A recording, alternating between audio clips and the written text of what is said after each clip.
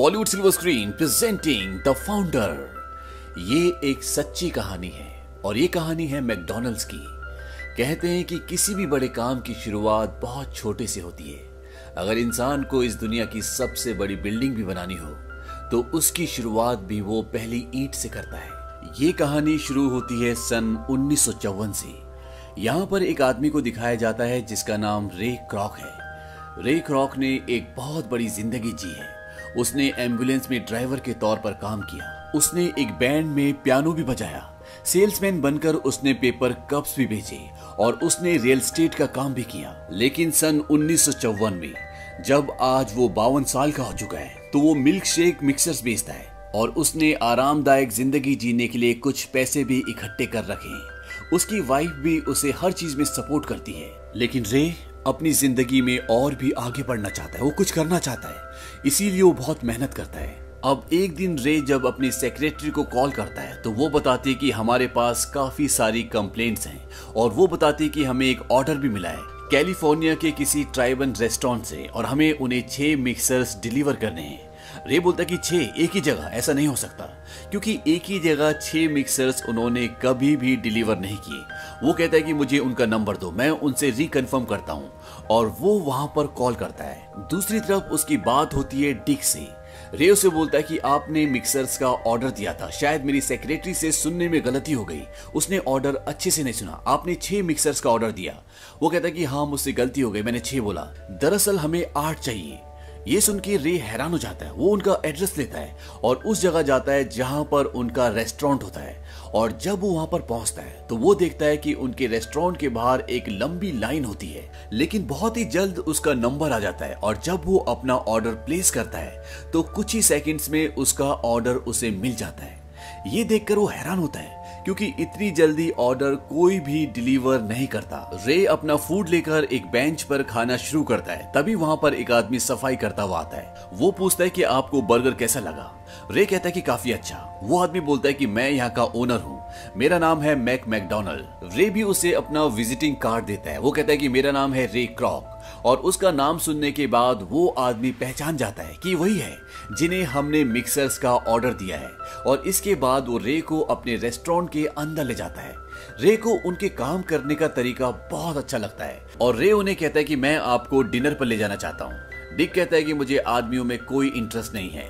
रे कहता है कि मैं आपकी कहानी जानना चाहता हूँ कि आपने ये कैसे शुरू किया। और इसके बाद ये सब के सब डिनर पर जाते हैं। मैक रे को बताता है कि हम छोटे थे और हम भूखे थे, हमारे शहर में नौकरी के कोई भी चांस नहीं थे, इसीलिए हम हॉलीवुड आ गए। दरअसल मैं एक एक्टर भी बनना चाहता था और डिक तो हमेशा से पैसा कमाना चाहता था, इसीलिए हमने कोलंबिया पिक्चर्स में ट्रक ड्राइविंग का काम शुरू कर दिया और कुछ ही सालों में हमने इतना पैसा कमा लिया कि हम अपना एक छोटा सा थिएटर खोल सकते थे। ये बात है सन 1929 की। उस वक्त साल में 1 या 2 ही पिक्चर रिलीज होती थी और इसीलिए इस लाइन में पैसा कमाना बहुत मुश्किल था। हमने सोचा क्यों ना हम एक रेस्टोरेंट खोल लें और हमने ऐसे ही किया। हमने आर्केडिया शहर में हॉट डॉग और ऑरेंज जूस बेचने का बिजनेस शुरू कर दिया। शुरू में रिस्पांस अच्छा था लेकिन प्रॉब्लम ये थी कि उस शहर में लोग ही कम थे, इसीलिए हमने ये डिसाइड किया कि हमें यहाँ से कहीं और अपना रेस्टोरेंट खोलना चाहिए और उन्होंने सैन बर्नार्डिनो जाने का फैसला किया। लेकिन वहां पर रेस्टोरेंट खोलने के लिए उनके पास पैसे नहीं थे, इसीलिए उन्होंने अपने उस रेस्टोरेंट को उखाड़ कर वहां पर शिफ्ट कर दिया और सन 1940 में हमने वहां पर मैकडॉनल्ड्स के नाम से अपना रेस्टोरेंट शुरू किया। शुरू में काफी लोग वहां पर आने लगे लेकिन धीरे धीरे लोगों की भीड़ कम होना शुरू हो गई और इसका सबसे बड़ा कारण ये था कि लोग जो भी ऑर्डर प्लेस करते थे उसे पूरा करने में काफी वक्त लगता, जिससे कस्टमर को इंतजार करना पड़ता और लोग इंतजार इसलिए नहीं करते थे क्योंकि ये एक ड्राइव इन रेस्टोरेंट था। ड्राइव इन रेस्टोरेंट वो होता है जहां पर लोग अपनी गाड़ी लेकर आते हैं, अपना ऑर्डर प्लेस करते हैं और उन्हें खाना उनकी गाड़ी में दिया जाता है या लोग बाहर बैठकर खाना खा लेते हैं। मैक ये भी बताता है कि उस वक्त हमारे मेन्यू में 27 आइटम्स थी, लेकिन बाद में डिक ऑब्जर्व करता है कि उनकी 87% बिक्री सिर्फ 3 चीजों की है, बर्गर, फ्रेंच फ्राइज और सॉफ्ट ड्रिंक। साथ ही हमने सारी पेपर पैकेजिंग करना शुरू कर दी ताकि बर्तन लाना, ले जाना, धोना ये सब काम खत्म हो जाए। और सिगरेट मशीन्स भी हटा दी ताकि जो आवारा बच्चे वो यहाँ पर ना आ पाए। और साथ ही साथ हमने सेल्फ सर्विस भी शुरू कर दी, यानी जिसे भी अपना फूड चाहिए वो खुद आएगा और अपना फूड लेकर जाएगा। लेकिन हम कुछ ऐसा करना चाहते थे जो सिर्फ हमारा हो, अपना ओरिजिनल आइडिया। और तब हमने सबसे बड़ी चीज हटा दी। रे पूछता है कि वो क्या था। मैक बोलता है कि इंतजार। हमने ये फैसला किया कि हम अपने कस्टमर का ऑर्डर 30 सेकंड्स में पूरा करेंगे, लेकिन ये बहुत चैलेंजिंग था क्योंकि इसके लिए हमें अपने पूरे किचन को रीडिजाइन करना पड़ता। इसीलिए हम टेनिस कोर्ट पर गए और हमने वहां पर एक स्केच बनाया जिस पर हमने अपने एम्प्लॉयज को प्रैक्टिस करवाई। शुरू में कुछ इतना अच्छा नहीं हो रहा था, लेकिन धीरे धीरे प्रैक्टिस करने के बाद हम कामयाब हो गए और हमने एग्जैक्टली अपना किचन उसी तरह से बनवाया जिस तरह से हमने टेनिस कोर्ट पर लाइंस खींची थी। और इस तरह से दुनिया का सबसे पहला, सबसे फास्ट रेस्टोरेंट, सबसे फास्ट किचन हो गया तैयार। लेकिन हमारा ये आइडिया पूरी तरह से फ्लॉप रहा। अगले दिन जब वहां पर गाड़ियां आके रुकी तो वो हॉर्न बजाने लगी और जब हमने उन्हें कहा कि आपको अपना ऑर्डर खुद ही प्लेस करना है तो वो गुस्सा हो गए और ज्यादातर लोग अपनी कार दौड़ाकर वहां से निकल गए। और जो लोग अपना ऑर्डर प्लेस करने के लिए आए थे वो भी हमारी इस सोच से, इस सर्विस से बिल्कुल भी खुश नहीं थे। और शाम को 5 बजे तक उन्हें एहसास हो गया कि उनका ये फैसला, ये डिसीजन बिल्कुल भी सही नहीं था। और डिक ये सोचने लगा कि उन्हें अपने किचन को पुराने तरीके से बनाने में कितना खर्चा करना पड़ेगा। मैक ये नहीं चाहता था और इसीलिए इन्होंने ये फैसला किया कि अब ये एक बार फिर से ग्रैंड ओपनिंग करेंगे ताकि लोगों को समझा सके। और ये ऐसा करते भी है और वहां पर बहुत लोगों की भीड़ जमा हो जाती है। लेकिन फिर वहां पर काफी सारे कीड़े आ जाते हैं और ये कीड़े आते हैं लाइट्स की वजह से, जिसकी वजह से वहां पर जितने भी लोग होते हैं वो सब के सब चले जाते हैं। और अगली सुबह मैक और डिक विंडो पे खड़े होकर ये चर्चा कर रहे होते कि कैसे वो अपने पुराने वाले मॉडल में जाएंगे। तभी उनकी विंडो पर एक बच्चा आता है और वो उन्हें 3 बर्गर का ऑर्डर देता है। हालांकि रेस्टोरेंट बंद होता है, लेकिन फिर भी मैक उसके लिए रेस्टोरेंट बना देता है। और जब वो बच्चा जा रहा होता है तभी वहां पर एक गाड़ी आके रुकती है और उसके बाद दूसरी, फिर तीसरी और एक एक करके वहां पर कई सारी गाड़ियां रुकती है। और कुछ ही देर बाद उनकी विंडो के बाहर एक लंबी लाइन थी। लोगों को उनके बारे में पता चल चुका था और इसके बाद ये लाइन कभी भी खत्म नहीं हुई। 30 सालों से ये दोनों भाई जो मेहनत कर रहे थे, आज वो कामयाब हो चुकी थी। उनकी पूरी कहानी सुनने के बाद रे क्रॉक वहां से चला जाता है और अगली सुबह वो उनके पास दोबारा आता है। वो उनसे कहता है कि हमें फ्रेंचाइजी खोलनी चाहिए। वो बोलते हैं कि हमने कोशिश की थी और हमारी 5 फ्रेंचाइजीज हैं और इससे ज्यादा हम नहीं चाहते। रे बोलता है ऐसा क्यों? वो कहता है क्वालिटी कंट्रोल। वो लोग वहां पर क्या करेंगे, क्या बेचेंगे, इस पर नियंत्रण रखना बहुत मुश्किल है। एक जगह हमने फ्रेंचाइजी दी थी, वहां का मेन्यू अलग था, वहां पर वो बेरिटोस बेच रहे थे और इसीलिए हमने फैसला किया कि 50 घटिया रेस्टोरेंट खोलने से बढ़िया है कि हम एक रेस्टोरेंट पर ज्यादा ध्यान दें ताकि उसको बेहतर बना सके। वहां पर दीवार पर एक खूबसूरत रेस्टोरेंट की फोटो लगी होती है और रे पूछता है ये क्या है? मैक बोलता है कि ये हमारा एक कॉन्सेप्ट है और ये डिक का आइडिया है। उस रेस्टोरेंट के ऊपर येलो कलर की सेमी रिंग्स होती हैं। डिक बोलता है कि हम इसे गोल्डन आर्चिस बुलाते हैं और फिनिक्स में हमारे पास एक ऐसा ही रेस्टोरेंट है। इसके बाद रे फिनिक्स जाता है और वो उस रेस्टोरेंट को देखता है और उसे देखने के बाद वो बहुत इम्प्रेस्ड होता है क्योंकि ये एक अनोखा आइडिया होता है। और वो अपनी पत्नी को भी बताता है। उसकी पत्नी नहीं चाहती कि रे अब और ज्यादा इधर उधर भागे क्योंकि वो बहुत मेहनत कर चुका है और वो चाहती है कि वो अपना टाइम अपने परिवार को दे। लेकिन रे बहुत मेहनती और बहुत महत्वाकांक्षी होता है। वो जीवन में कुछ करना चाहता है, आगे बढ़ना चाहता है और वो एक बार फिर से उन दोनों भाइयों के पास जाता है, मैक और डिक के पास, और वो कहता है कि अपने लिए नहीं तो देश के लिए करिए, अमेरिका के लिए करिए। और वो उन्हें बताता है कि मैं बहुत सारे शहरों में गया और 2 चीजें हर शहर में कॉमन थी, एक चर्च और दूसरी अदालत। अदालतों के ऊपर झंडे लगे हुए हैं और हर चर्च के ऊपर क्रॉस का निशान है। और हम मैकडॉनल्ड्स को भी ऐसे ही बना सकते हैं जहां पर परिवार आएंगे, न सिर्फ वहां पर वो बर्गर खाएंगे बल्कि वहां पर परिवार एकजुट होकर एक साथ बैठेंगे। और ये अमेरिका का एक नया चर्च बन सकता है जहां पर पेट और आत्मा दोनों की भूख मिटेगी। और ये हफ्ते के 7 दिन खुलेगा, संडे को भी। और गोल्डन आर्चिस होंगी मैकडॉनल्ड की पहचान, जिसे लोग दूर से ही देखकर पहचान जाएंगे। और मैक और डिक इस बात के लिए मान जाते हैं क्योंकि डिक का यही सपना होता है कि हर शहर में एक मैकडॉनल्ड हो। और वो रे के साथ एक कॉन्ट्रैक्ट करते हैं जिसमें काफी सारी शर्तें होती हैं और रे उन सारी शर्तों को मान जाता है। लेकिन इन्हें नया रेस्टोरेंट खोलने के लिए अब पैसे चाहिए और जिसके लिए रे अपने घर को गिरवी रखकर लोन लेता है। रे ने आज से पहले जिंदगी में बहुत फेलियरशिप देखी है और 50 साल से ज्यादा होने के बाद भी जब लोग अपनी रिटायरमेंट की प्लानिंग करते हैं, वो अपना घर गिरवी रखकर एक रेस्टोरेंट, एक नए आइडिया पर काम करना चाहता है। और कुछ ही दिनों बाद उसकी नई ब्रांच यानी कि मैकडॉनल्ड्स का एक और नया आउटलेट खुल जाता है।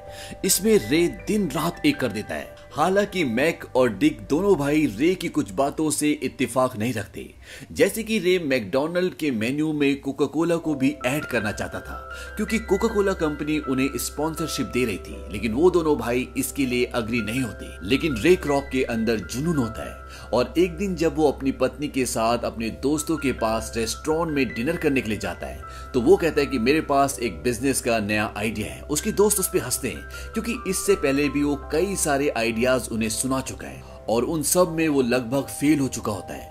रे की पत्नी बोलती कि ये आइडिया सच में लाजवाब है और जब रे अपने दोस्तों को उस आइडिया के बारे में बताता है तो उसके दोस्त भी फ्रेंचाइजी लेने के लिए तैयार हो जाते हैं और 1 महीने के अंदर मैकडॉनल्ड के 3 और रेस्टोरेंट खुल जाते हैं। लेकिन उनके काम से, उनके सफाई के तरीके से वो बिल्कुल भी खुश नहीं होता और इसके बाद रे ये तय करता है कि वो अपनी एक टीम बनाएगा और वो धीरे धीरे ऐसे लोगों को इकट्ठा करना शुरू करता है जो जुनूनी है, जो मेहनती है, जो जिंदगी में कुछ करना चाहते हैं और वो उन सबको कहता है कि हम एक परिवार हैं। इसके बाद रे एक आदमी से मिलता है जो कि एक रेस्टोरेंट का ओनर होता है और उसका रेस्टोरेंट बहुत फेमस है।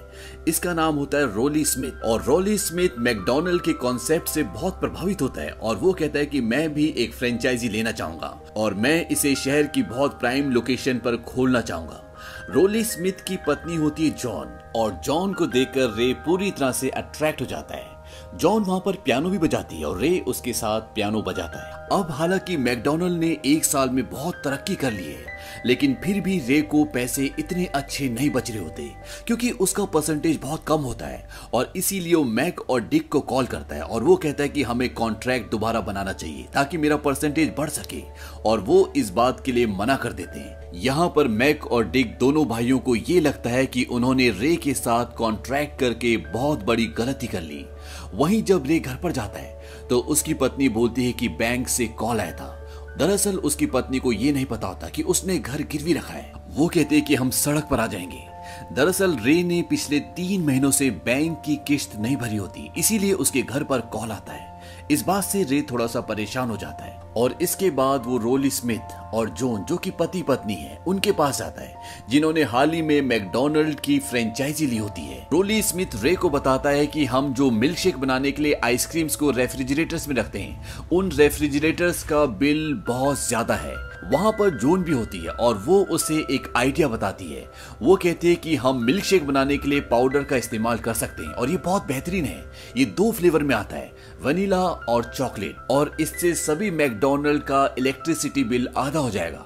और जब रे उस मिल्क शेक को टेस्ट करता है तो वो सच में बहुत बढ़िया होता है और रे ये सारी बातें मैक और उसके भाई डिक को बताता है, लेकिन वो साफ साफ मना कर देते हैं। वो कहते हैं कि मिल्क शेक बनाने के लिए हमें मिल्क की जरूरत होती है और हम अपनी क्वालिटी से कॉम्प्रोमाइज नहीं कर सकते, इसीलिए वो इस बात को पूरी तरह से खारिज कर देते हैं। हालांकि रे अभी तक मैकडॉनल्ड के 13 आउटलेट खोल चुका है, लेकिन वो पैसे नहीं कमा रहा और इसके बाद वो बैंक में जाता है ताकि उसे कुछ और वक्त की मोहलत मिल जाए, क्योंकि वो जानता है कि अगर उसने पैसे नहीं भरे तो उसे उसी के घर से निकाल दिया जाएगा।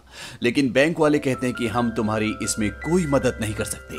अब जब वो बैंक में बातें कर रहा होता है तभी वहां पर एक आदमी उसकी सारी बातें सुन रहा होता है और इसका नाम होता है हैरी सोनबर्न। वो रे के पीछे पीछे जाता है और उसे बताता है कि अगर तुम इस बिजनेस से पैसे नहीं कमा रहे तो तुम कुछ गलती कर रहे हो।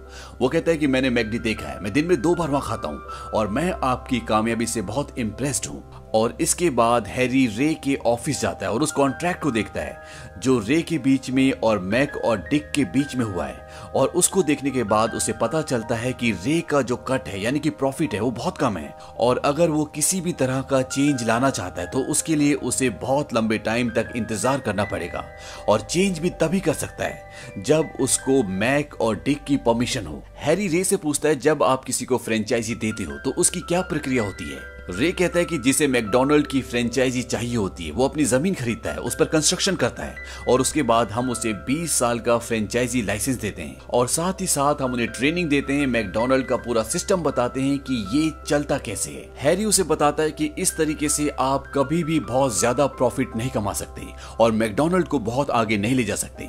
आपको सबसे पहले एक जमीन खरीदनी होगी और जो फ्रेंचाइजी खरीदना चाहता है आपको उस जमीन को उस आदमी को किराए पर देना होगा ताकि वो वहां पर अपना आउटलेट बनाए और वहां से जो आपको किराया मिलेगा उससे आप और जमीन खरीद सकते हैं और इस तरह से आप अपने बिजनेस को एक्सपैंड कर सकते हैं। और अगर वो क्वालिटी मेंटेन नहीं करते तो आप उनका लाइसेंस कैंसिल कर दें। इससे बैंक और आपके दूसरे पार्टनर मैक और डिक ये सब के सब आपकी मुट्ठी में होंगे। रे कहता है कि तुम्हारे कहने का मतलब ये है कि अगर मैं ऐसा करता हूं तो वो दोनों भाई मैकडोनल्ड के ओनर्स नहीं रहेंगे। हैरी बोलता है कि हाँ बिल्कुल ऐसे ही होगा और इसके बाद रे एक और कंपनी खोलता है और उस कंपनी का नाम रखता है फ्रेंचाइजी रियलिटी कॉर्पोरेशन। और जब ये बात मैक और डिक को पता चलती है तो वो उसे फोन करते हैं और वो कहते हैं कि तुम मैकडोनल्ड के अंदर कुछ भी नहीं बदल सकते, उसके लिए तुम्हें हमारी परमिशन की जरूरत होगी। रे कहता है कि मैकडोनल्ड के अंदर मैं कुछ नहीं बदल रहा, वो सब आप तय करेंगे, लेकिन ऊपर नीचे बाहर क्या होगा ये सब मैं तय करूंगा। और रे को कई सारे फाइनेंसर्स भी मिल जाते हैं और उसका काम अब बढ़ने लगता है और साथ ही साथ वो पाउडर वाले मिल्क शेक भी अपने मैकडोनल्ड में शुरू कर देता है। और जब ये बात डिक और मैक को पता चलती है तो वो उसे फोन करते हैं और वो कहते हैं कि तुम्हें ये सब रोकना होगा। रे बोलता है कि मैं तुमसे बहुत ऑर्डर ले चुका हूँ, तुम हर बात पर ना कहते हो, तुम तरक्की के रास्ते पर आते हो और अब मैं तुमसे ऑर्डर नहीं लूंगा। मैक कहता है कि तुम कॉन्ट्रैक्ट भूल रहे हो। रे कहता है कि कॉन्ट्रैक्ट दिल की तरह होते हैं, वो तोड़ने के लिए बनते हैं। इस बात से गुस्सा होकर मैक फोन रख देता है। वहीं रे अब पूरे देश में कई आउटलेट्स खोल देता है और अब जो कंपनी रे ने खुद की शुरू की थी जिसका नाम फ्रेंचाइज रियलिटी कॉर्पोरेशन था वो उसका नाम बदलकर द मैकडोनल्ड्स कॉर्पोरेशन कर देता है। और जब ये बात उन दोनों भाइयों को पता चलती है तो उन्हें बहुत गुस्सा आता है और वो कहते हैं कि हम तुम्हें मैकडोनल्ड से निकालते हैं। वो कहता है कि तुम एक छोटी सी जगह के छोटे से व्यापारी हो लेकिन मैं पूरे देश में फैला हूं, मैं एक बहुत बड़ी कंपनी का मालिक हूं, तुम मेरा कुछ भी नहीं कर सकते। मैक रे को कहता है कि तुम धोखेबाज हो, ये सब हमारा आइडिया था सबसे तेज सर्विस करने का और तुमने हमारा आइडिया चुराया है। रे कहता है कि मैं आगे बढ़ना चाहता था, जीतना चाहता था, लेकिन तुम दोनों ढीठ की तरह खड़े थे, तुम लोग आगे नहीं बढ़ना चाहते थे और बिजनेस के लिए कड़ा बनना पड़ता है, रिस्क लेना पड़ता है और वो सब कुछ मैंने किया। मैक उसे कहता है कि मैं तुम्हें कोर्ट में घसीटूंगा। रे कहता है कि मैं 17 राज्यों में कई मैकडोनल्ड चलाता हूं, मैं एक बड़ी कंपनी का सीईओ हूं और तुम एक छोटी सी जगह के छोटे से व्यापारी हो, तुम एक लोकल हो। और ये सब बातें सुनने के बाद मैक को डायबिटिक अटैक आ जाता है क्योंकि वो डायबिटिक होता है और वो हॉस्पिटल में एडमिट हो जाता है। और जब वो हॉस्पिटल में होता है तो रे उससे मिलने के लिए आता है और उसे एक ब्लैंक चेक देता है। वो बोलते हैं तुम क्या खरीदना चाहते हो। रे बोलता है कि पहले तुम ठीक हो जाओ उसके बाद बात करेंगे और वो वहां से चला जाता है। रे अपने भाई डिक को बोलता है कि हम इससे कभी नहीं जीत पाएंगे, इससे कभी पीछा नहीं छुड़ा पाएंगे। डिक रे को कॉल करता है, वो कहता है कि हमें $2.7 मिलियन चाहिए और कंपनी के प्रॉफिट का 1% और सैन बर्नार्डिनो में जो उनका पहला मैकडी होता है उसकी ओनरशिप भी चाहिए। रे को ये सब ज्यादा लगता है लेकिन बाद में वो मान जाता है, लेकिन वो कहता है कि 1% जो तुम्हें प्रॉफिट चाहिए वो मैं लिखित में नहीं दे सकता क्योंकि मेरे जो इन्वेस्टर्स हैं वो इसके लिए कभी भी हाँ नहीं करेंगे। और मैकडोनल्ड और उसका भाई डिक इस बात के लिए मान जाते हैं। मैक रे से एक बात पूछता है, वो कहता है जिस दिन पहली बार तुम हमारे रेस्टोरेंट में आए थे तो हमने तुम्हें अपने काम करने का पूरा तरीका, अपना पूरा आइडिया समझा दिया था, तो तुमने अपना खुद का काम क्यों नहीं किया। रे बोलता है कि कामयाबी इस रेस्टोरेंट और इस आइडिया में नहीं है बल्कि इस नाम में है, मैकडोनल्ड। वो कहता है कि अमेरिका में इस सरनेम के कितने लोग हैं और ये सरनेम अमेरिका को रिप्रेजेंट करता है और जिसका सरनेम मैकडोनल्ड होगा उसका कभी कोई कुछ नहीं बिगाड़ सकता। मैक बोलता है कि मेरा सरनेम भी मैकडोनल्ड है। रे बोलता है सोचो जितने पैसे तुम्हारी जेब में है क्या तुम्हारी 7 पीढ़ियां भी इतना पैसा कमा पाती। रे मैकडोनल्ड को ये भी बोलता है कि जिस दिन पहली बार मैंने इस नाम को तुम्हारे रेस्टोरेंट के ऊपर देखा था मुझे लगा था कि ये नाम मेरा होना चाहिए और आज ये मेरा है। और ये कहकर रे वहां से चला जाता है और इसके बाद इन दोनों भाइयों को उस काम से, उस नाम से जो इन्होंने कभी शुरू किया था बिल्कुल अलग थलग कर दिया जाता है। और रे जो कभी सेल्समैन था आज उसके 5 देशों में 1600 मैकडोनल्ड चलते हैं जिसका सालाना टर्नओवर 4400 करोड़ का है। रे बताता है कि आज मैं इतना कामयाब इसलिए हुआ क्योंकि मेरे अंदर जिद थी।